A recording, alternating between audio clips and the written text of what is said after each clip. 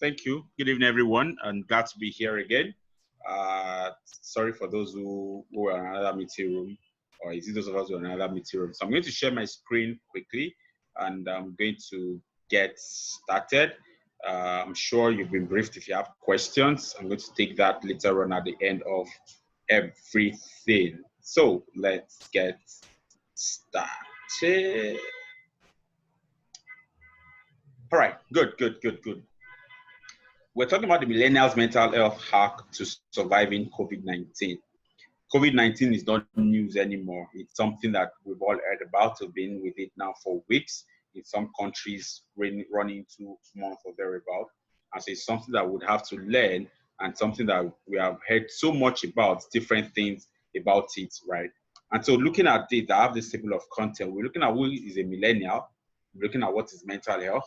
We'll try to understand what COVID-19 is all about, all right? And then we'll look at mental health in times like this, all right? I hope that at the end of this webinar, you would have understood these key points that we are going to share today. So who is a millennial? Now, the millennials are defined as a generation born between 1981 and 1996. So there have been conflicting reports, actually, right? Some, in the US, the Federal Reserve Board defined millennials as the generation born between 1981 and 1996, and same as the American Psychological Association, all right? However, recently, we came to that conclusion that you cannot call those born within that period millennials, and so it was adopted that those born within 1980 and 2000 are those that will be classified as millennials. Why? Because it's believed that those people are still in their prime. I mean, so someone who was born in 1980 at this point is probably 40 years old as at 2020. That's still a youth, according to the United Nations standard. That person is still a youth, as it were. So a millennial is actually a youth. A millennial is actually someone who is still vibrant. A millennial is someone who still has all the energy and who is bursting forth with energy to do things. A millennial is strong-hearted. A millennial is passionate.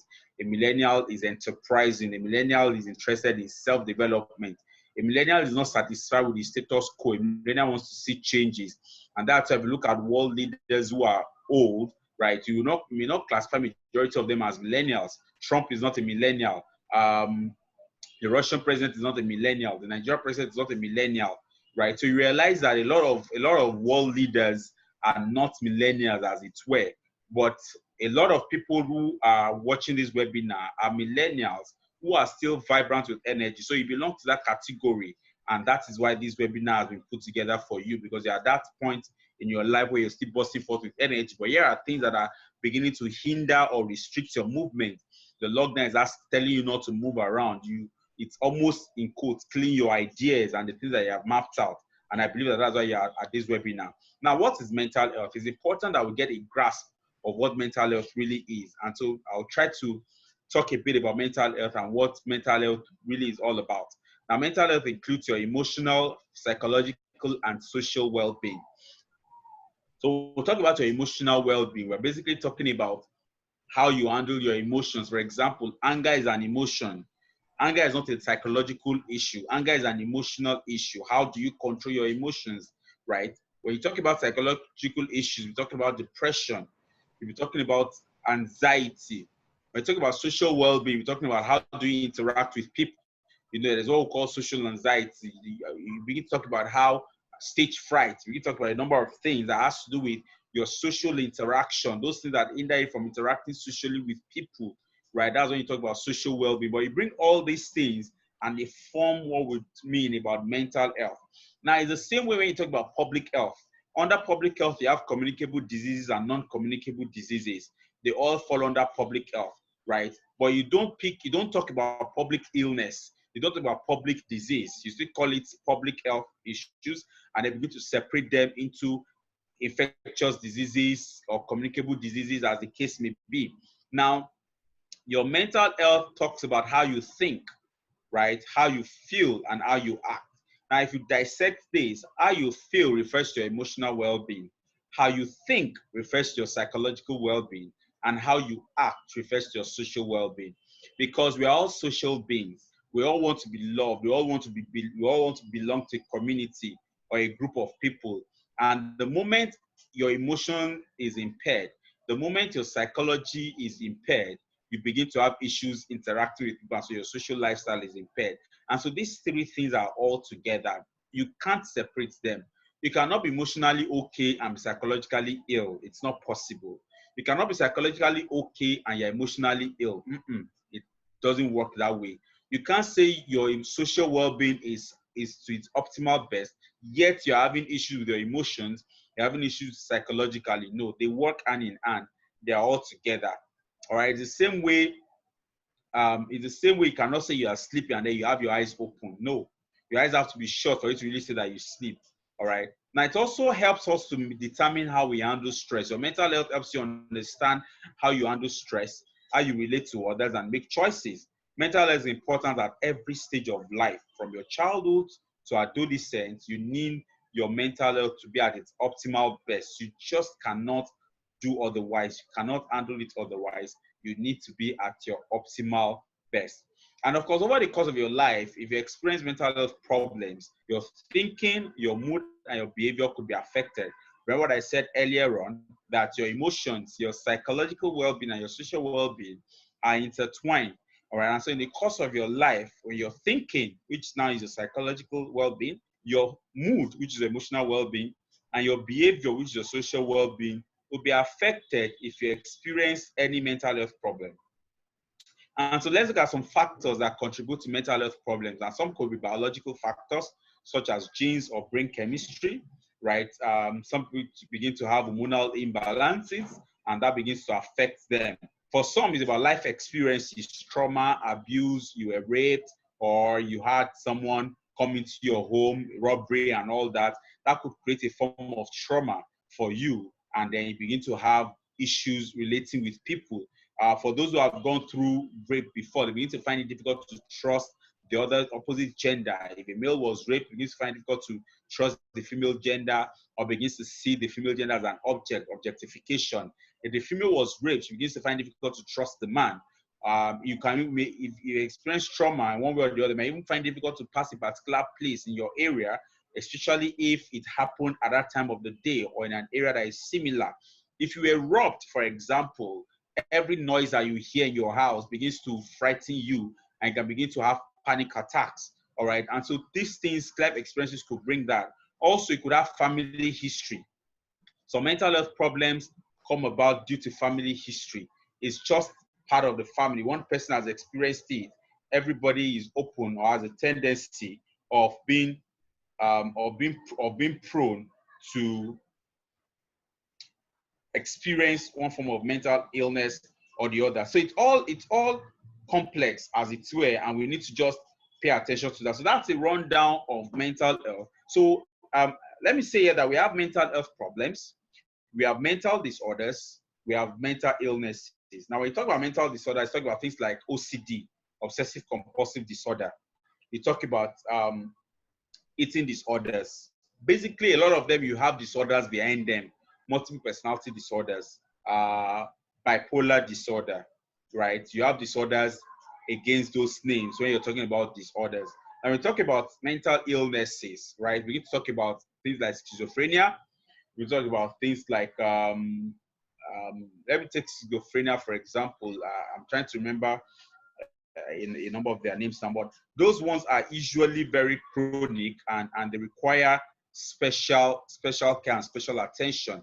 Now, when we talk about mental health problems, yeah, depression as well. We talk about mental health problems, then we talk about things like mild depression. If we talk about anger, if we begin to talk about fear, we talk about general anxiety disorder, right? We begin to talk about a whole lot of issues that don't require hospitalization, that don't require medication as it were, anxiety, fear, anger, and so on. So you need to understand those three categories. Now, all these put together, right, fall under mental health. So either you are mentally fit or you are mentally unwell. Let me state here that nobody is mad. The word mad is derogatory. You are mentally ill or you are mentally well. The same way you will not say that somebody is publicly, somebody who has malaria is mad. No, the person is ill. And so there's mental illness. There is nothing like madness or being crazy. Now, let's talk about COVID-19. Here, I'm going to go deep into us explaining COVID-19, and it's because I want you to throw away whatever it is that you have read somewhere, all the conspiracy theories running here and there, and I want you to focus on really learning what this pandemic really is about. We're going to talk about these viruses. I have a background in biochemistry, and I did a bit of virology and biology, invertebrate biology and vertebrate biology, and so I understand viruses, bacteria, and fungi, and so I can understand how viruses occur. So a virus is a tiny infectious agent that is too small to be seen with the human eye or even under a normal microscope. Usually when you want to see a virus, they use what we call a light microscope. They don't use a normal microscope when you want to talk about, when you want to see viruses. They can only replicate and multiply when they are inside a living organism, such as an animal, a human, or plant, and that act as the host. In parasitology, we talk about endoparasites and ectoparasites. Endoparasites live inside the host, while ectoparasites live on the host. A lot of times, if not every time, viruses are endoparasites. They live within their host. They do not live outside. They live within their host. So you always look for a mode of entry. Now, respiratory viruses like to infect the lungs and the airways. And the coronavirus is a respiratory virus. Respiratory infections tend to affect normal functions of the lungs, causing breathing problems. Now, COVID-19 is an infectious disease caused by the most recently discovered coronavirus, that's SARS-CoV-2. Of course, this is a new virus and disease that was unknown until it broke out in Wuhan, China in December 2009. All right. Now, the coronaviruses are a large family of viruses that cause illnesses ranging from common cold to severe diseases such as the Middle East Respiratory Syndrome, that's MERS-CoV, and the severe acute respiratory syndrome. Now, that is to tell you that coronavirus, it belongs to a large family. Now, they gave this one COVID-19 because one, it was discovered in 2019, and some will write it as N95 because it is new. It's a new strain of virus that has never been known to affect humans before. This new coronavirus is spread from one person to another, primarily through respiratory droplets generated when an infected person coughs or sneezes. And because it is new, so that's why it has that word novel. That's what the N means, novel coronavirus. And so it has never, according to recent reports, it may be possible that people infected with this virus spread the virus before showing significant symptoms, which means that it can be asymptomatic. Now, some patients with confirmed infections with this virus have shown little or no symptoms, while others have been completely or severely ill and some died.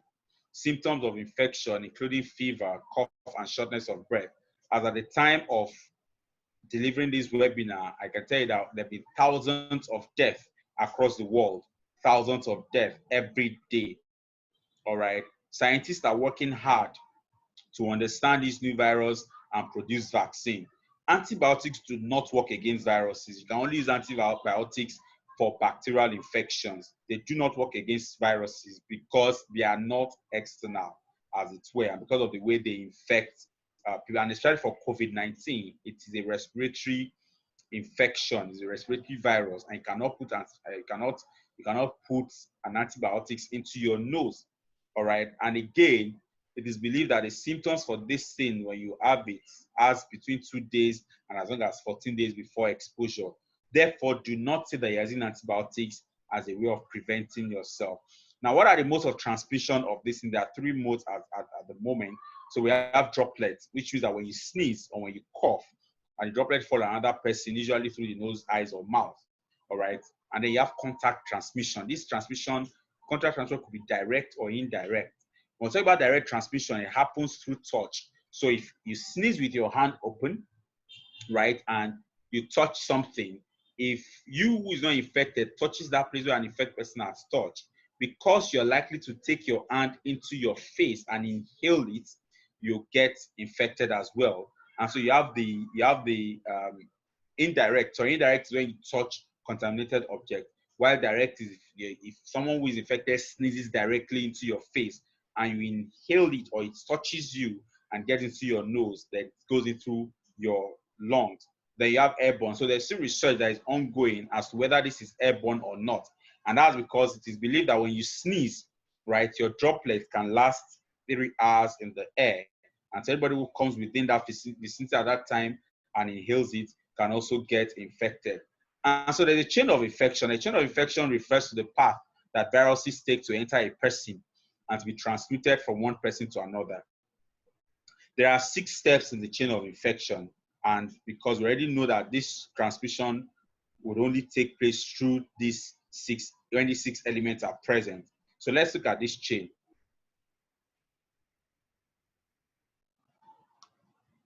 So if you look at it, the first one is the infectious agent, and that is what can cause the disease, and that is the virus. Now, so the first element of this chain is the agent itself, that's the virus. The second one is the reservoir, or the place where the infectious agent lives. And this can be a person, an animal, soil, or water. In this case, it is a person, right? This virus is a person. So the reservoir is a human being in this case. Now, even though it was said to have come from animals, but at this point, humans are carrying it or spreading it from one person to the other. Now, the next element to look at is the mode of transmission, which is how the infectious agent is transmitted from one person to another.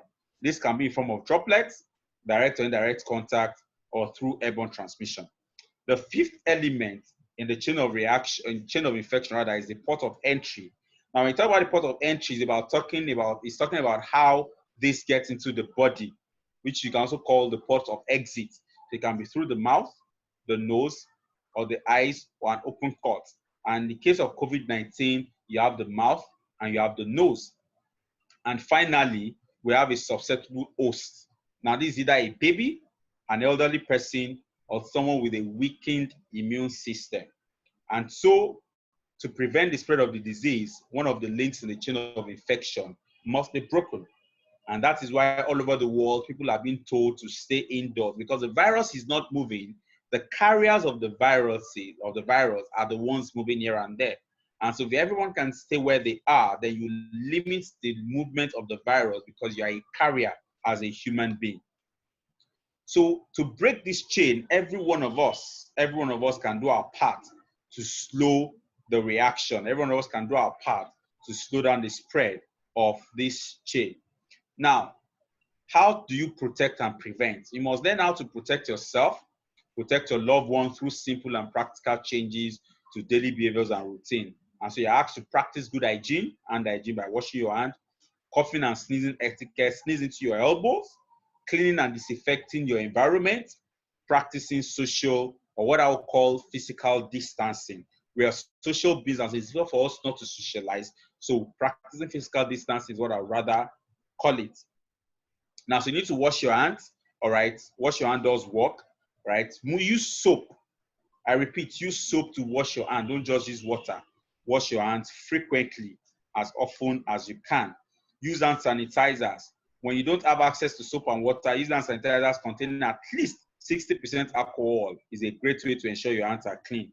But again, the best way is still using soap to wash your hand at least for 20 seconds, all right? Coughing etiquette, like I said previously, cough into your elbow, sneeze into your elbow. Don't sneeze into the air. Don't sneeze into the atmosphere. Some people have a bad habit of sneezing. They sneeze as if the entire world will crumble. They sneeze as if someone is hitting them from behind. Sneeze responsibly. Sneeze into your elbow. Save the lives of others. Clean your environment thoroughly, right? Clean your environment thoroughly. Wipe off surfaces with disinfectants. Never, especially if you have more than one person who is using a facility with you, ensure that you clean surfaces properly using disinfectants. You can either use Dettol or anyone that is available around you. Rub them on knobs and clean thoroughly. Your wash hand basins, your toilets and all that, use them to clean thoroughly, right? Social distance, like I said earlier, physical distancing. Schools have closed. People are working from home, postponing or canceling social events and traveling, maintaining physical distance of at least 2 meters between people, So if we can stay at home, we can limit the contact and we'll slow down the spread of the virus. Now, we are being told about face masks, but the truth of the matter is the people who need face masks are the healthcare workers and those who are taking care of sick persons. You have different types of nose masks. So let's say, when do we wear most nose masks? Only wear it if a healthcare provider caring for the sick, or when you're sick and caring for the sick, or you're instructed by your doctor to wear it. All right, wear the nose mask if a healthcare provider taking care of a sick person, or you're sick, or you're not even an healthcare provider, but you're taking care of a sick person, or your doctor tells you to wear it. Now, types of mask, you have the N95 mask. This one is designed to filter airborne particles. It needs to be fit properly, and the aim is to prevent the inhalation of airborne particles that may contain infectious agents, right? Now, when there's air pollution, you can use it, all right, such as haze, because it's caused by minute particles in the atmosphere. It's recommended for health workers. And they have the surgical mask. This one is in 3 layers. The outer layer repels fluid. The middle layer is a barrier for microorganism entry. The inner layer is moisture absorbing. Now, this provides barrier protection against droplets, including large respiratory particles. The usage protects both residents and healthcare professionals against possible respiratory infections. Surgical masks are recommended for those who have infections or those looking after close contact of people who are already infected, not just anybody. So let's look at mental health during COVID-19. I'm sure that you have been waiting for this before now. The first thing is, you're at that era where people are spreading different things and saying different things.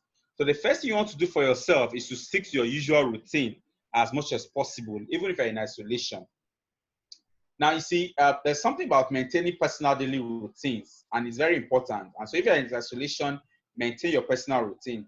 And that means you still get up, make your morning coffee or make your tea, walk your dog if you're not self-isolating. If you're self-isolating, just play with your dog within your compound. Keep to your usual work day and after hours downtime. Don't get worked up.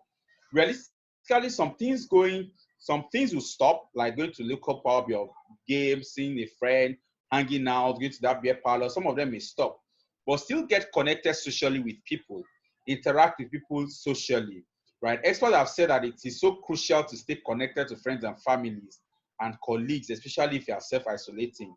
Keep active, remain active in your group chat, right? But stick to positive stuff. It's very important. Stick to positive stuff.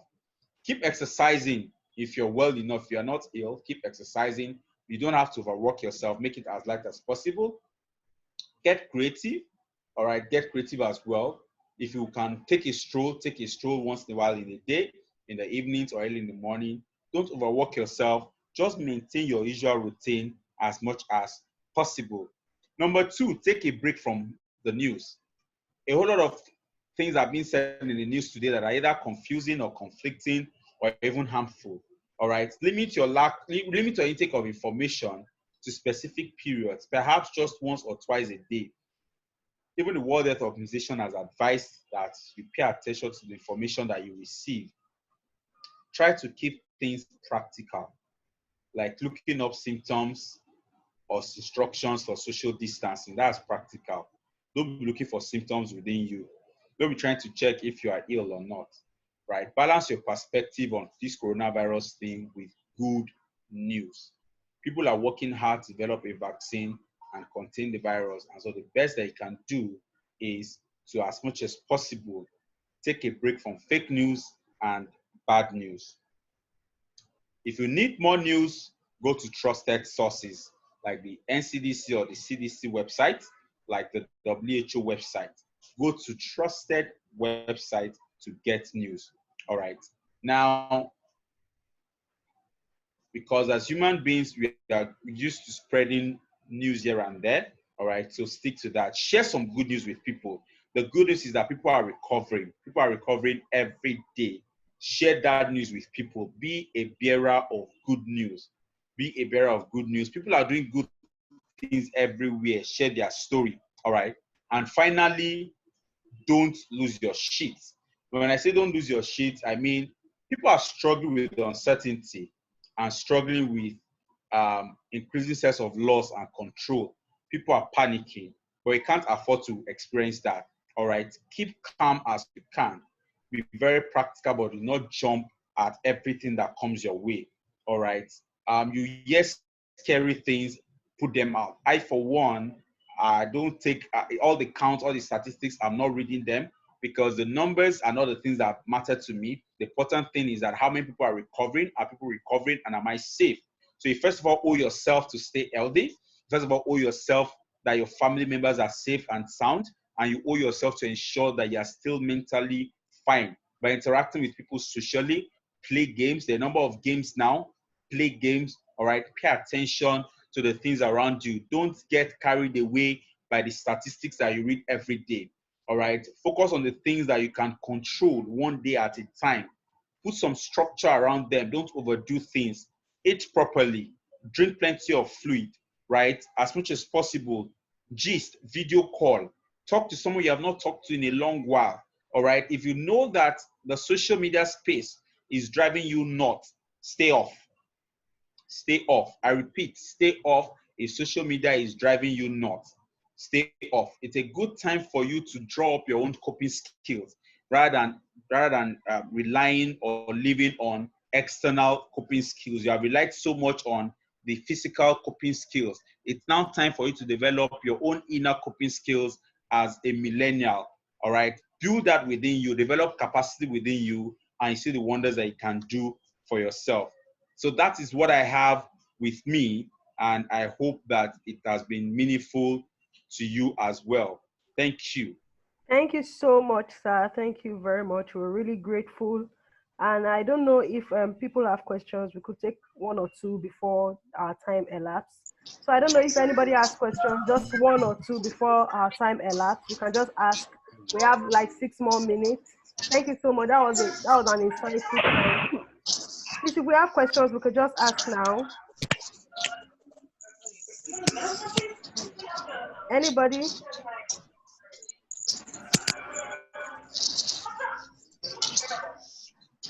Hello. Yes, hello. We can hear you. Hello. Good evening. Good evening. You said you said COVID-19 is not. From what I heard, they said it is not airborne. But it said when someone sneezes into the air, it lasts for about 3 hours, and when anybody gets there, the person can contact it. For most NCD systems, they said it is not airborne. Hello. We can hear you. Hello.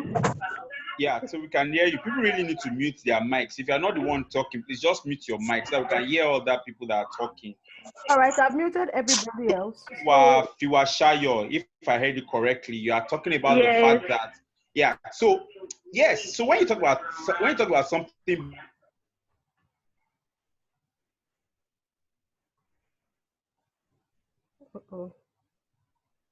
muted.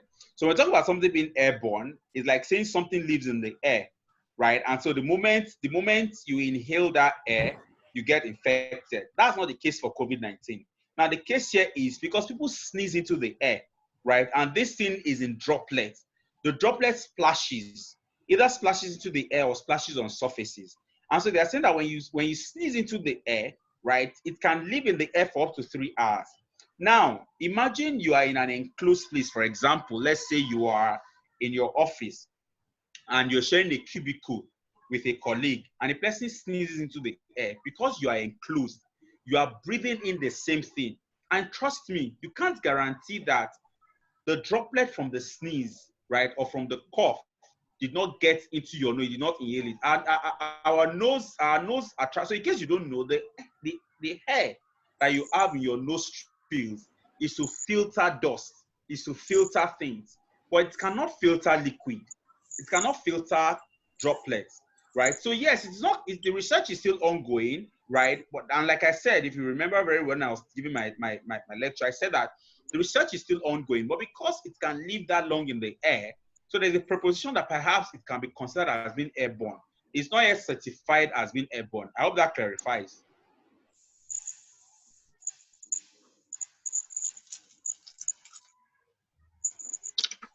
Okay, so if we All don't right, thank you, sir, for clarifying, sir. Okay, thank you. have any more questions, we can just call it a day. Do we have any more questions? We could just take one more. Anything bothering you, could be about mental health. I have a question, sir. Sometimes it seems like everybody is talking at the same time and you don't know what else to believe. How do you told us to stay off social media, but sometimes you get bored. How do you help yourself to find a balance between getting on social media and actually staying connected? Because most of our friends are on social media. How do we strike the balance? So there's a difference between, you don't have friends on social media. Let me just tell you the honest truth. You don't have friends on social media. If you want to have real friends, move them away from Facebook and Instagram and move them to your WhatsApp. Within WhatsApp, you can control what you talk about. You can control your conversations. That is the real test of friendship. Do not live your life on Facebook or Instagram. Look, the interesting thing is a lot of people have thrown away their values and thrown away what they even know because of what they see on social media. And so usually I tell people that you must learn to know when to zone out. You must learn to know when to create a balance between the real world and the social world. Everything that you see on social media is what they want you to know. People are going through shit in their homes. People are going through stuff in their lives. But they'll still come on social media and still write motivational quotes. They'll still come on social media, especially Instagram, and still post fine picture. You can't live your life like that. At the end of the day, the wheat, right, will be separated from the chaff. And then you now realize that in the real sense of it, the real life exists outside of social media. And so in this period in time, because we need to interact with people, move them to your close circle, right? If they're real friends, if you really call them friends, get their phone numbers. If you really call them friends, get their emails, get their phone numbers, have that conversation, form a group, have a chat, call up once in a while. Because trust me, there is no way you go on social media if you are not able to select what you read, anything will pass through you. And rather than being helpful or being healthy for you, you realize that you are beginning to fall into more trouble than you should or that you have to be at the moment. So if you really want to interact with your friends, move them away from social media, come to your conversation. Like you can